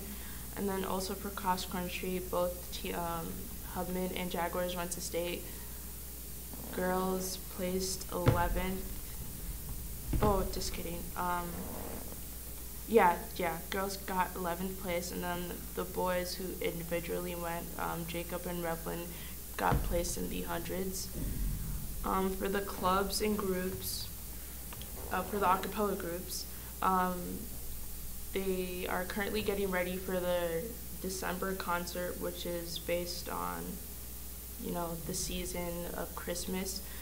Chamber singers will be spreading holiday cheer at the Jordan Dazzle event on December 1st at various community events in December. The Spanish Club is raising money and is going out to go shopping for people in need of gifts. And I know this is a thing that they've been doing for the past year or so. And then they're also raising money for their trip to Costa Rica. So that's exciting for them. And then Student Council, they are currently getting ready for the blood drive, which takes place November 14th. and they are also getting ready for other winter activities before break. So it'd be great if you guys could stop by and give some blood on the 14th. And then our club is getting ready to design the sirloin that is placed in front of the Jordan Supper Club entrance. The cow should be delivered soon, and as soon as it gets delivered to them, they are planning to paint it. NHS, National Honor Society, is preparing for the Courage Retreat, and they talked about getting getting involved with like the Heart Association and all that stuff, and getting involved with like working with the school store, because not a lot of people have been volunteering for that, so we are on that. And then also for Captain's Council, Hurdler said that they discuss about what it is to be a leader. They also had a guest speaker. His name is Jason Ayers, and he talked about how to overcome obstacles in life and help other people. And that's it. Oh, great report. Questions or comments for Tommy? It's been a busy fall. Yeah. We're all so fun. Sure. Very much so. Great. Okay, school board member report scale. I did not make it to that one, Matt. Was there? It was. Good, well done. Well done. Moving right along. I don't recall the topic off the top of my head right now. Oh. I did say quite a bit during that meeting too. I got a chance to contribute. It was about employment. Bell Plan hosted, right? Yep, but it was about their 50 by 30 initiative. Mm. So 50% of the workforce in Scott County, 50% of the population will be working in Scott County that lives in Scott County by 2030 is the concept. Mm-hmm. And we talked a lot about employability skills, or that was the topic, employability skills, and how that related to affordable housing and meeting, income for rent levels and those types of things. So I talked a little bit about our summit program and talked a little bit about how other schools in Scott County are doing. I mean, Terry Stallo was there from Prior Lake, so they have a similar summit, similar to our summit program. Obviously, Shakopee has similar, New Prague has a similar program. So it really just kind of reinforces that's the right path. Talked a little bit about partnerships with from high school to some of those technical careers, in particular, manufacturing and some of those construction trades, and how schools can work with business owners to connect kids and get those opportunities right out of high school, and how those businesses will often train those students on their dime. So we talked, that was the gist of the conversation, and it was really relevant to schools, so had a chance to contribute. That's what I remember from the meeting. Good. And I believe scale is this Friday again. This Tom, Friday? you're going to be going. I'll be there. Curriculum and technology, that would have been Connie, Sandy, and I. And Connie's got her papers with her. Yeah, so I didn't get a chance. I Neither of us got a keep chance my to go home and agenda, do or I that. will be like Matt, not going. Basically, it's Carol's report kind of in there. We talked about a world's best workforce and our test results. Also, she talked about, shared with us goals that we achieved or didn't achieve, and if we didn't achieve, she said why the goal had not been met, and gave us a brief understanding of why we didn't meet it or what they are putting in place so that we could meet them. So, good meeting. Anything you want to add? Okay. Okay, Educational Foundation. Connie and I can tag team. I got there a little bit late, but. We were there, both were there. We talked about still working on some of the policy, whatever talked about, what amount would be in the checkbook. They were transferring some money back and forth. They've met with somebody about, investments, and worked through the policy of how the investment would be happen. It was tabled until they could get that, completed. They've got their article of incorporation. There was a confirmation of this process happening. The 501c3 application is a lengthy process, and they're halfway through on that one. There's a list of people that started out originally showing interest in the foundation, and those people chose not to be on the board, but they chose to be on a committee, and we're making sure that those people were recontacted so they didn't fall off the radar, because they will be very viable people as community people in it. There's lots of people that are just gung-ho. They've set up a marketing committee, working on creation of a logo and the website. They set a goal of Celebrate Jordan as the marketing kickoff, so they would like to have that by then, little envelopes at, say, Ballards and whatever, where people can be contributing, and at that time they would be kicking off to get more people involved in more than just the Jib Pauley money, getting people to do that. Ideas for the next meeting would be, again, their marketing, some fundraising plan, some kickoff ideas. Is that pretty much it? Yep, and then the reason we didn't have meet and greet last week was because Tina Medic and Larry Kozlerich came and spoke to the staff, the whole staff that morning, and got them up to speed about the foundation, and just to inform them about, you know, what it's going to be about, because it's important that the staff is on board with it also. So, yeah, good job. City and School Partnership Committee.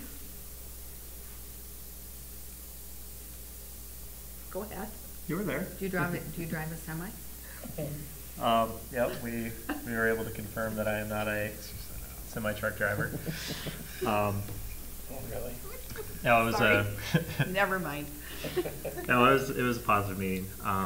So we were able to get some information from the city just in terms of some of their plans, particularly kind of around roadways and being able to create greater kind of ease traffic flow through a couple of opportunities that they're looking at, kind of around roundabouts, as well as some additional information on the future interstate planning. So overall, it was a productive meeting because they were able to kind of share some of that information with us. We were able to share a little bit about some of the thoughts that we had from kind of a long-range kind of planning perspective. We didn't really have any details that we were able to kind of share with them too much kind of at that point, but just obviously with the purchase of the new land and what kind of implications that we would need as we're starting to make sure that we're kind of managing traffic flow with our families. So overall, it was a productive, positive meeting. Mm-hmm. And I do not drive a semi-truck.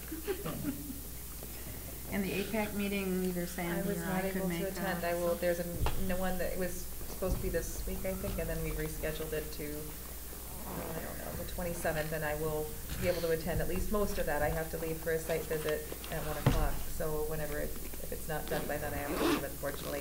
They're scheduling them in the middle of the day, which is kind of tough to make when I'm trying to do site visits, but I will do my best, and this one I should be able to make most of, because I think it's at noon to 1, supposedly.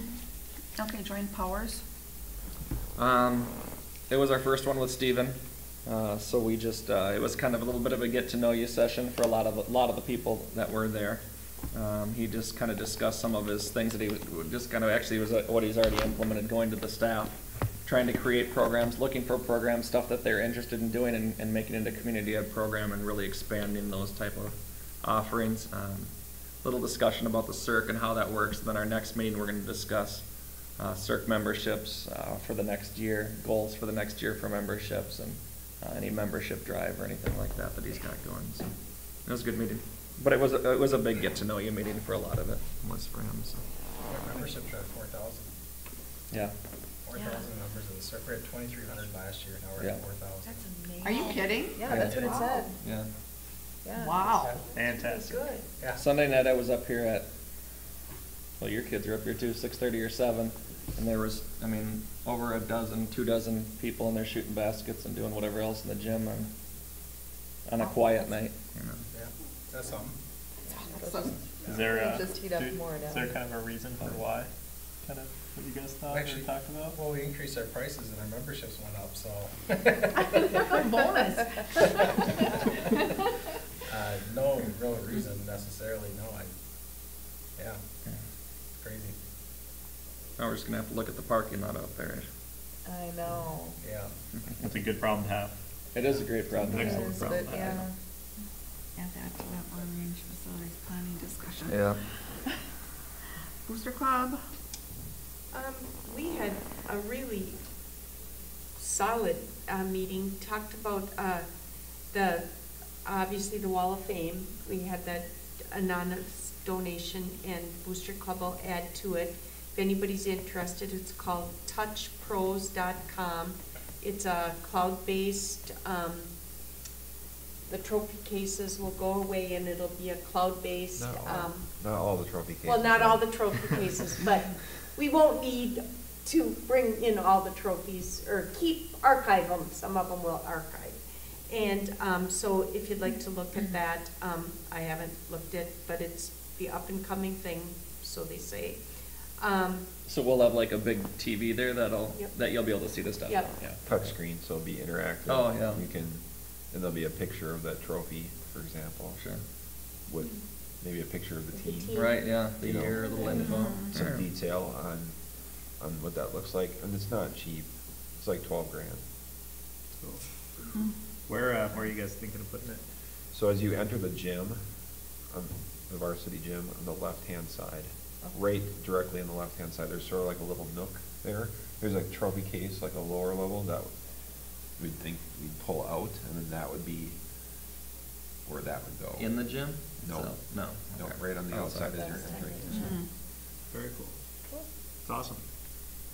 Yep. The last Drive for Your School was a really huge success. It got shared. 136 drivers for tennis, 111 for volleyball, and 69 for robotics. And I guess Wolf was really excited. They're gangbusters in on the gambling permit at the tap room. We're very graciously, the fire department stepped up and partnered, and we're shadowing them. Trent's gonna the Breeze Boys are teaching them everything, which is a really big gift because the manual's about this thick to learn all the rules. So they're really helping them out, so that's a big advantage to us.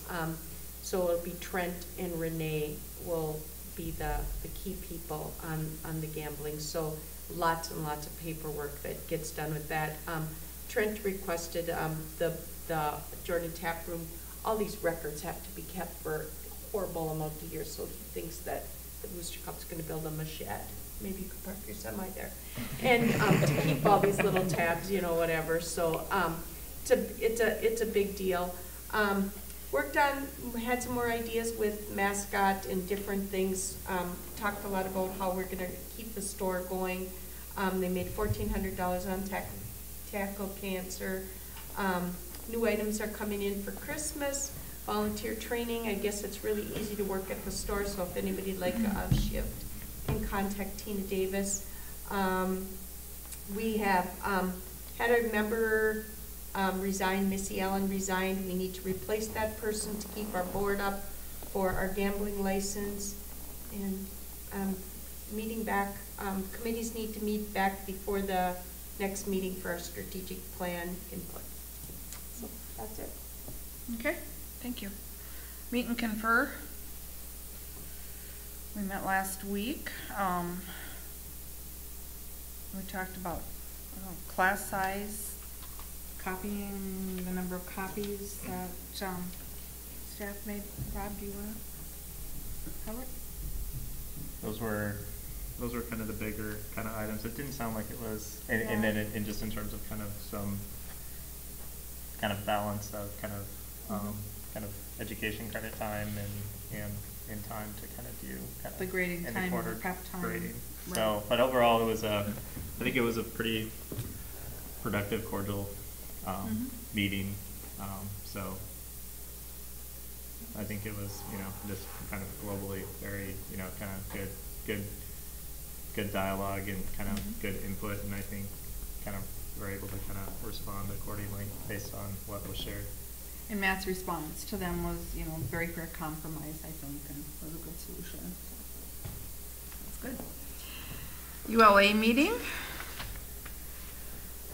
We met for the, how many? Third. Fifth or sixth? That many? Eighth or something. It seems. We have another meeting coming up the end of November, I believe, so that's a work in progress. Still working on that, but making very little progress on that. Tommy, just for your reference, ULA stands for unrequested leave of absence, and it is a contractual provision in the teacher's master agreement. Not just ours, but every teacher's contract. It's a state thing. Yep, so we're required by law to negotiate a process that both the school district and the teachers and their union can agree to. So that's what that is. So Okay. we have a memorandum of understanding that we're going to be working on that outside of the contract, because teachers are under contract for this year. So we have an MOU saying that we're working on that, so that by July 1st, 2019, we have the concept in place. And then the law will maybe change. The law will be gone. Okay, board reports. Jesse, we'll start with you. What's up? Board reports, anything other than? No, I think that's good. Tommy, did you have anything else you wanted to share? No. Okay. Rob? Can't believe that fall's almost over. It's gone by really fast. Just special shout out to all the fall teams. Such a great job. Just continuing to make Jordan proud. Thank you.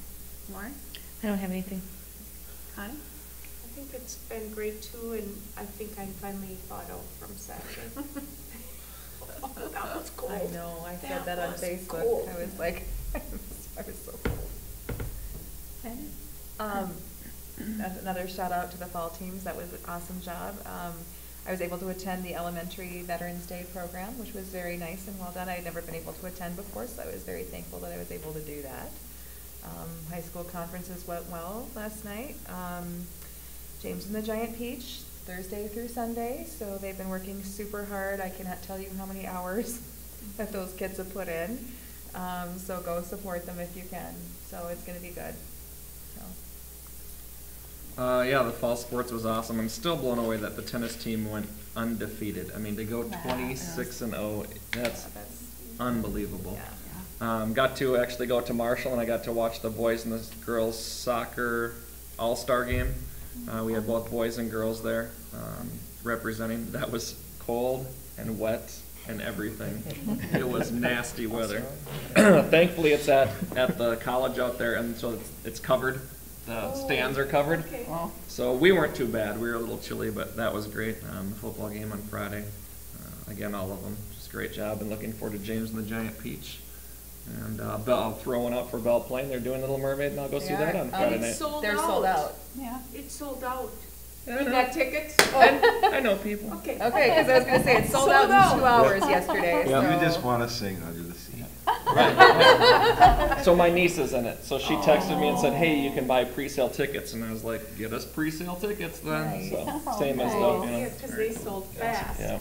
And it's all of them. We talked to Redberg yesterday, and he said, "This is the time when everyone does their plays." It So is. Prior Lake's got theirs, Shakopee's Yep. got theirs, because this is the time This is the between weekend, the yeah. other sports and when you've got an Yep. opening and everything else. So, Well, and so also lots of that alumni around. can come back this Yeah. weekend oftentimes because maybe they have Thanksgiving week off because they're designated Saturday, just so you know, as alumni night for theater. Sure. So like any theater alums they're encouraging them to come on Saturday, so. So exciting. Great. Choir concert a couple weeks ago was phenomenal. The middle school, both of the Veterans Day programs at both the elementary and the middle school were just exceptionally moving. Very, very, very good. we'll need to talk about meet and greet and how we're gonna handle that, if we're gonna do one big one or what we'll have to do, but we won't do that right now. And just, for us all to keep our high school senior, Chris Jones, in our thoughts and prayers, and his family after the accident today, so he will need a lot of support and from the high school community and from all of us, so. Other than that, I think that is it. I just have a couple comments that I didn't put in my report because they're pretty new. We did, along with the theater, as we know, it's a very nice auditorium, but it's not real big.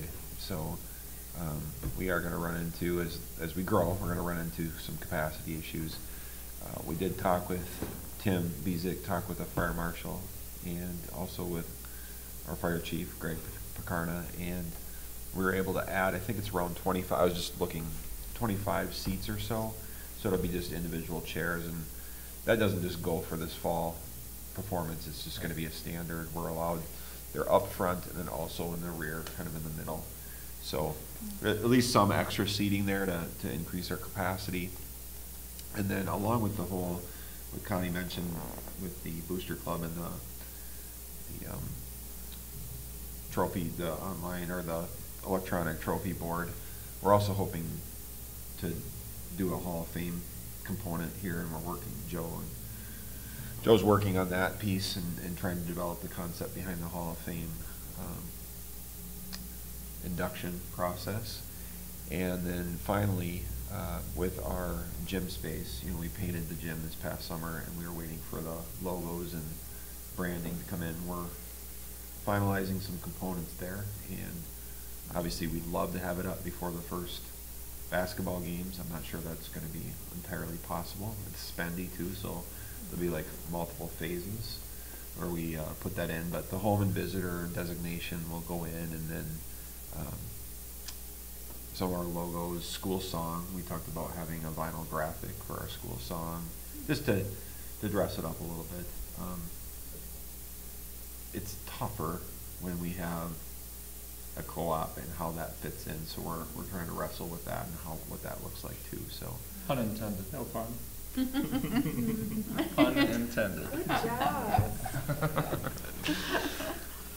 So those would be my comments. Obviously it's been remarkable to see the success. We're really in that sweet spot, but our coaches have worked hard to build programs.